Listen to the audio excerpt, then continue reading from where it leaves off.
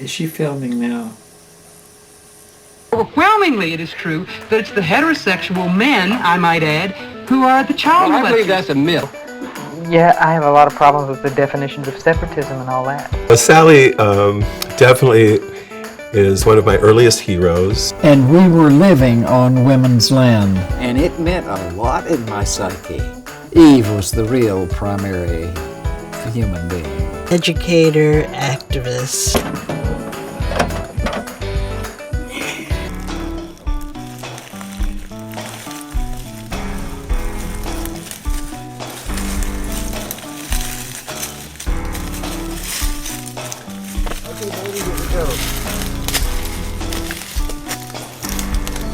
And would you like for me to hold the camera for you?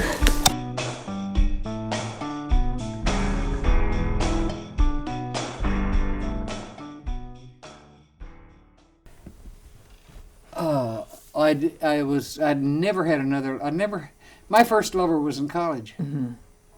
I never had a lover when I was in high school, never.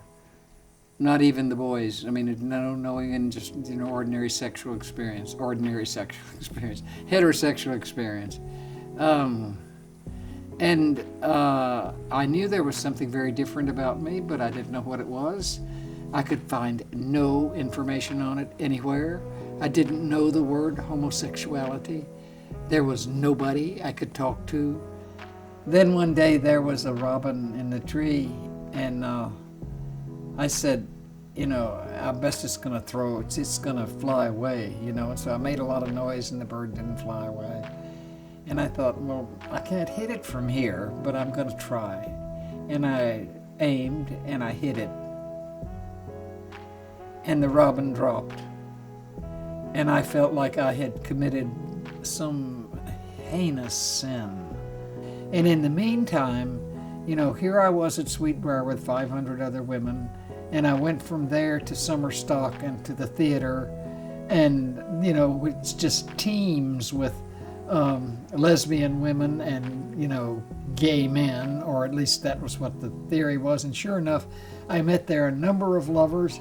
I read a Red Hot Sex Life. I knew I was a lesbian, and I didn't sleep with a man until I was 38 years old. I realized that there was a whole gay community there, and I had been given a lot of support, not by any women. There weren't any women that I could find anywhere. I didn't come to California with that in mind.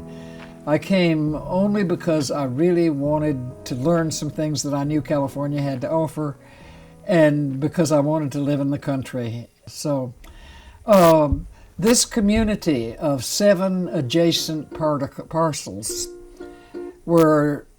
is consciously chosen. All of them women or transsexual people. I add that. For the first 5 or 6 years that we had this land, we visited it only in the summer times and on weekends, from the San Francisco base.